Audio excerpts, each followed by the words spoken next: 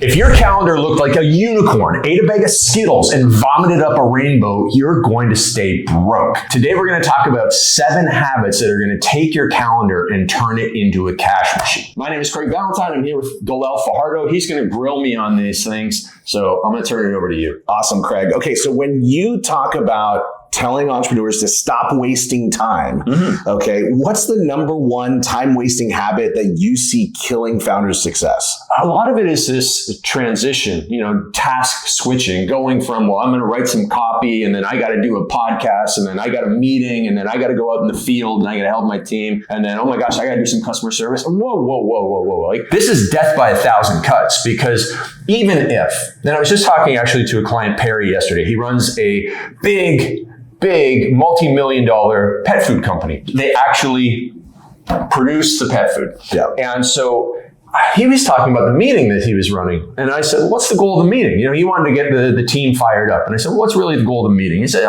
just give some updates. And I said, when you do that meeting, I want you to look around at everybody in the room and I want you to put a dollar sign on their head. I want you to put a dollar sign on your sales manager. How much are you paying him per hour? And I want to put you a dollar sign on your customer service manager. How much are you paying? And the lead engineer who keeps all the machinery working. What's the dollar? And then everybody in the room, and don't just take it and say, okay, well, that person's $60 an hour. No, double it. Because if you have a meeting, you are burning 2 hours if it's an hour-long meeting. Because if you got a production company, it takes 15 minutes to shut down the machines and go into the meeting room at best. Right? And maybe they're thinking, oh, we got that meeting, so it's right after lunch, so we won't even restart the machines or whatever. So you're wasting all this time. And then on the flip side, after the meeting, everybody's going to go and get coffee and they're going to, chit-chat and all this stuff. So it's really 2 hours. So that person in there, that $60 an hour is costing you $120. And you got 10 people in the room at $120. Now that's $1,000 an hour meeting. And I know that Perry would not put $1,000 into a new course or hiring a virtual assistant or anything because, he's got to stay on a tight budget. But he'll burn $1,000 in a meeting that's all about discussion and no decisions. Yeah. And so this is where I see people making huge mistakes and why I keep harping on these 7 habits that get them back on track. So let's talk about that. Yeah. What are these 7 habits that are the real money makers that help founders get rich? So the first one is the ADE formula. Automate, delegate, and eliminate. So I have a longtime client. It's been about a client for about 6 years, Boris, who's got a multi-million-dollar nutrition company. And I made him do this little exercise that anybody can do. You just take a scrap piece of paper and you make 3 columns, A, D, and E. And you sit at your workday and every 15 minutes or 20 minutes, alarm can go off. And you only need to do this one day. Alarm can go off on your phone and you look at what you're doing and you say, can it be automated? Can it be delegated? Can it be eliminated? Automation, there's so many tools out there. I mean, I made this up 5 years ago before AI came on the scene. Now that AI is on the scene, exponentially more work can be automated. So if he was entering information into a spreadsheet, well, you can set up AI so that it collects all the information, puts it in the spreadsheet, analyzes things, and saves you hours and hours per week. The next one is delegate. Was he doing something that was not his job? And he loves to write copy, but he has a team of copywriters. And so sometimes he'll be thinking, I'll just go and write this piece of copy because I don't want to, it'll take me just as much time to explain it to somebody. No, it won't. It's going to take you 2 or 3 times as long to do it yourself, and you should be doing something else. So should you delegate it to somebody on your team or to another contract worker that you can easily find? So that's the second one. And then elimination. Should you be doing this at all? And a lot of stuff in people's businesses should not be done. You don't need another podcast subscription. And you probably don't need to start a YouTube channel. So the thing is, but those things bring dopamine hits to us. Of course. Right? And it's so much easier to do 10% of work on 10 projects rather than do 100% of work on one project. But things only get done when you do 100% of work on the main project. So automate, delegate, and eliminate. And you should do that regularly to go through that mindset because that will just clear your calendar of so much crap, put so much more white space on the calendar so that you can do the thinking. Okay, what are the other habits? So we've got one of the habits. Yeah, so ADE formula, next one is planning and preparation. Okay. You need to do better planning and preparation than you have ever done before. Here's an example. If somebody wants to go and lose weight and they've tried 100 times and they're like, this is the time I'm finally going to do it, and they ask me for help, I would say to them, you have to do your planning and preparation of your nutrition on Sunday. You have to 100%. plan out all your meals. Absolutely. And I guarantee that planning alone would give them the best chance of them having success. And so we use this planning and preparation tool every single day. At the end of the day, you plan your morning for the next day. And when you do that, you are going to absolutely crush it. Yeah. So for example, we have a client named Kelly who dominates on Instagram and email marketing. And when she came to us, she was doing a little bit of planning with her launches. They were a little bit haphazard. Yeah. And Galel's her coach. And Galel sat her down and said, Kelly, what we need to do is plan out a launch sequence. We need to know exactly what emails are going out so that, on day 3 of the promo, you're not waking up and trying to write an email for them. Right. And so we set that up. We systematized her sales and marketing, and she has doubled her revenue, and her profit margin is huge, all because we found what worked in her business and did better planning and preparation to exploit that opportunity. And so most people, they go through the days, they're waking up in the morning, they're not sure what to do, they're making their to-do list after they've been up for an hour. Yeah. And that approach is so amateur. You have to turn pro and do that planning and preparation. Because if you think about it, everything that you love and appreciate in terms of entertainment, from a football game to a play, to a movie, to a song, to a concert, none of these pros are getting up there and saying, well, what are you doing? Right.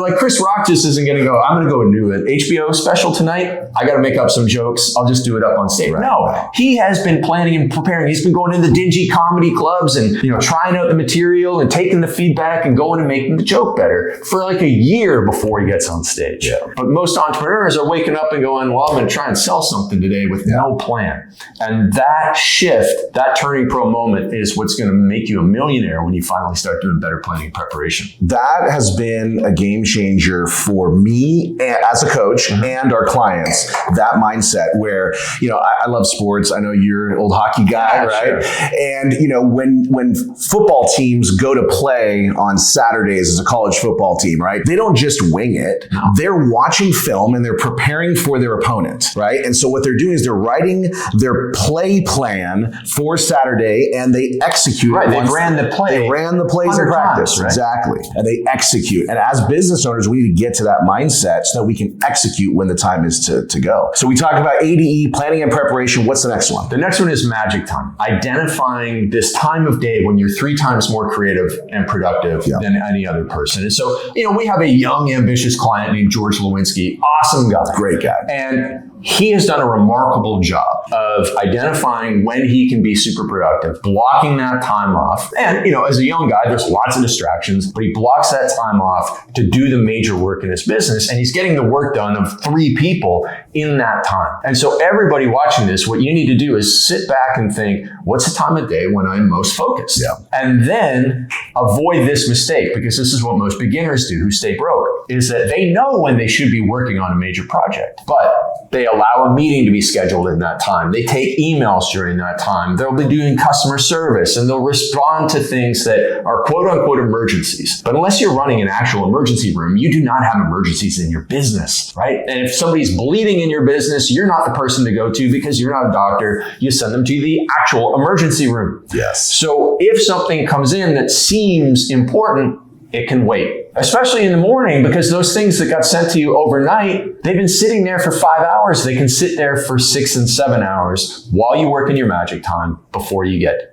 to those emergencies. So when you have the ADE, you open up the schedule. When you do the planning and preparation, you make your work better. And when you have that magic time, you're going to triple your productivity. Those 3 key things alone will absolutely flip the switch in your business. What else do you have as far as a founder habit that they've got to be implementing to be able to make? So the next one is a little bit different, and it's making time to learn high income skills. So the high income skills are copywriting, selling, speaking, and leadership. And when you are able to do those 4 things, they are going to be the best leverage of your time.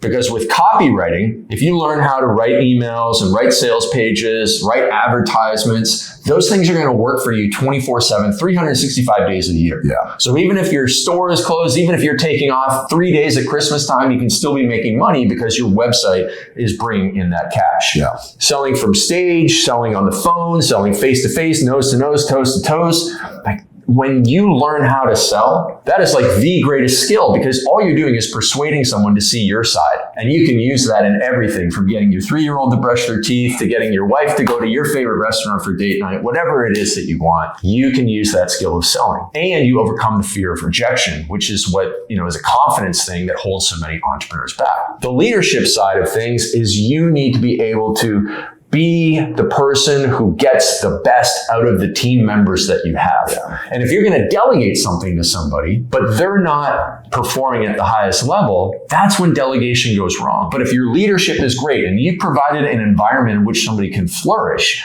and then you teach them properly how to do something and you hold them accountable, that person will more than likely do it better than you. So now you have 2 of you out there doing the thing, and it's going to multiply your results.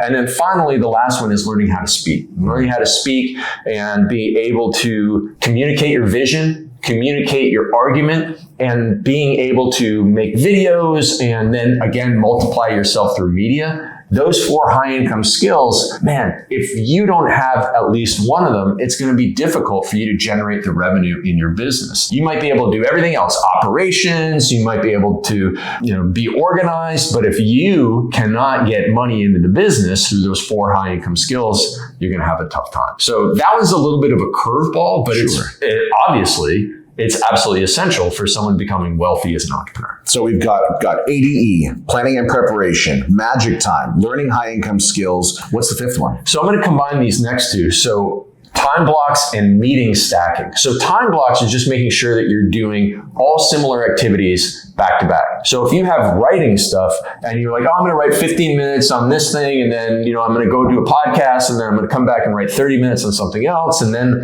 I'm going to do a leadership meeting, and then I'm going to do 30 minutes on writing advertisements, that's just wasted time. That's a death by 1,000 cuts that I talked about, because there's that transition time that's lost in each one. So you want to block all your writing. When I was a young broke personal trainer and I was trying to build my online business, at first I had to only write 20 minutes a day, because I had to go, and my first client was at 6 o'clock, and I got home from the gym at about 4 o'clock, and I was exhausted. So I had to write at 5 o'clock in the morning for 20 minutes, basically. Eventually, as that started to make money for me, I was able to cut back on my gym time. And I remember the first day that I had 4 hours on a Thursday devoted entirely to writing. And it blew my mind how much work I got done. Yeah. So you are much better off having a 3-hour writing block than 1 hour on 3 different days, because it takes time for you to get into it. It takes time away from you when you're transitioning out of those hour blocks. And so that is key. And then one little bonus thing on that is, if you run a bunch of meetings, don't spread your meetings out over the week. Stack them as much as you can, but also be ruthless with them. Do you need to have the meeting? Yeah. Can the meeting be replaced by an email or a Loom video? Does a meeting need to be 60 minutes, or can it be 40 minutes? Can it be 20 minutes instead of 30? Don't just schedule an hour-long meeting because everybody's calendar blocks are an hour long. It's just a waste of time. And so if you're ruthless with your meetings, if you stack your meetings, if you time block your activities, all of a sudden your calendar is going to go from that,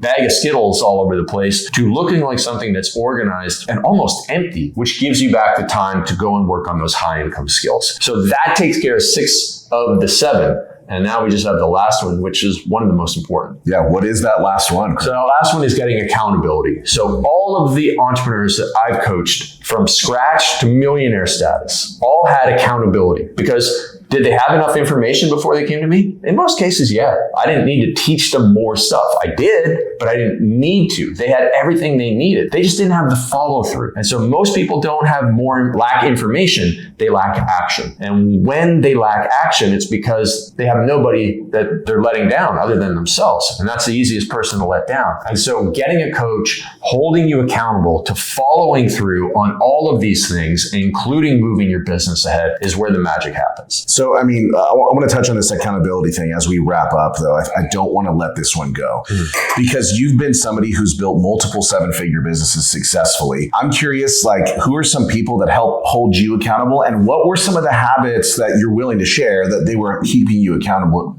for? Yeah, sure. So, I mean, Bader's Schooling probably held me accountable the most and the longest, and through quite a few things. And it was just a lot of it was interpersonal stuff. How relating with people at events. Pushing me to improve my skills as a speaker, as a coach, and just to push myself in getting more content out there. So there's him. There's Sharon Servatza, Jason Capital, Dan Martell. I mean, I could go on and on and on. There's people that I actually are held accountable to via messaging. And then there's people who, like, I had this weird dream the other night that Ed Milet was disappointed in me. And I can't figure out what he was disappointed about me in. But I mean, I haven't talked to the guy in like 9 months, but I feel accountability to Ed because I look up to him and I find him very motivational and inspirational what he's done and what he works through. And so I even have those types of virtual mentors that I don't want to let down, and they hold me accountable. So anybody watching this, you can use what Napoleon Hill talked about in Think and Grow Rich. He talked about the power of the mastermind in your head, and everybody he listed in his mastermind was dead.